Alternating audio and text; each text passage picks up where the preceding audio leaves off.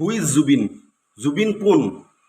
চাল্লাই কুকুৰক তাতেই পাব্লিক ধুলাই পৰিব লাগিছিলে আৰু তাৰপিছত তাক জেলত পঠিয়াব লাগিছিলে। সি কয় বোলে হু ইজ জুবিন। সকলো অসমীয়া, সকলো ভাৰতৰ সকলো মানুহে জুবিনক চিনি পায়, কিন্তু হয়তো এজন মিয়া বাংলাদেশীয়ে বা এজন পাকিস্তানী প্ৰেমীয়ে হয়তো জুবিনক চিনি নাপাব পাৰে, আৰু তাৰ ভিতৰতে হয়তো এই ব্যক্তিজন। প্ৰথমে সকলোলৈ নমস্কাৰ। এটা মানি ল'ব নোৱাৰা সত্য, জুবিনদাৰ এই ঘটনাটোৱে সমগ্ৰ অসমতে শোকৰ ছাঁ পেলাইছে। তেনে অৱস্থাত অসমত বিভিন্ন জাতীয় দল সংগঠন তথা অসম চৰকাৰে অসমখনক আজি বন্ধৰ ঘোষণা কৰিছিলে। তেনে স্থলত এই ব্যক্তিজনে দোকান খুলি বহি আছে। আপোনালোকে একবাৰ এই ভিডিঅ'টোলৈকে আপোনালোকে তাত আপুনিতো জুবিন গাৰ্গ চিনি পায় নাই? Get out. Get out. Get out. এইটো মোৰ প্ৰেমাইচিছ হয়। ইয়াত এণ্টাৰ নকৰিব আপোনালোকে। Do you understand? No, or not? Zubin. Do you understand or not?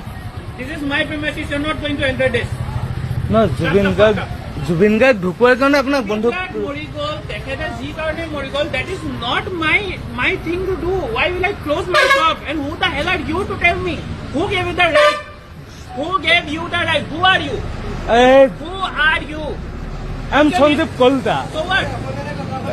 অসমীয়াত ক।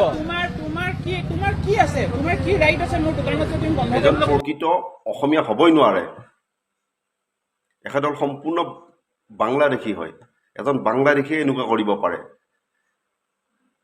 একচুৱেলি তাতে যিমানখিনি মানুহ আহিছিলে, এই গোটেইখিনি মানুহে তেখেতক ভালদৰে উত্তম মধ্যম সোধাব লাগিছিলে, কিন্তু তেখেতসকলে ভুল কৰিলে পুলিচৰ আগত গতিয়াই দি।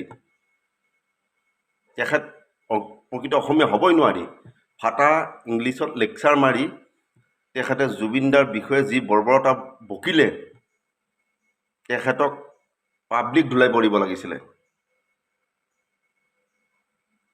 বহুত দুখৰ বিষয়, আমাৰ অসমতো এনেকুৱা কিছুমান খাই পাত ফলা মানুহ আছে, যে নেকি আমাৰ ভাৰতৰ অসমতে থাকি নাম গুণ গায় পাকিস্তান বাংলাদেশৰ। এনেকুৱা মানুহৰ ওপৰত ধিক্কাৰ। তেখেত প্ৰকৃত অসমীয়া হ'বই নোৱাৰে। তেখেতক ভালদৰে পাব্লিক ধুলাই পৰিব লাগিছিলে, উত্তম মধ্যম পৰিব লাগিছিলে। থুই এনেকুৱা মানুহৰ ওপৰত। আৰু পুলিচেও এখেতৰ ওপৰত উচিত ব্যৱস্থা লয় যেন, দুই এদিনতে জেলৰ পৰা যেন তেখেতক এৰি নিদিয়ে। এখেতৰ দোকান সম্পূৰ্ণভাৱে গোলাঘাটত বন্ধ কৰি দিব।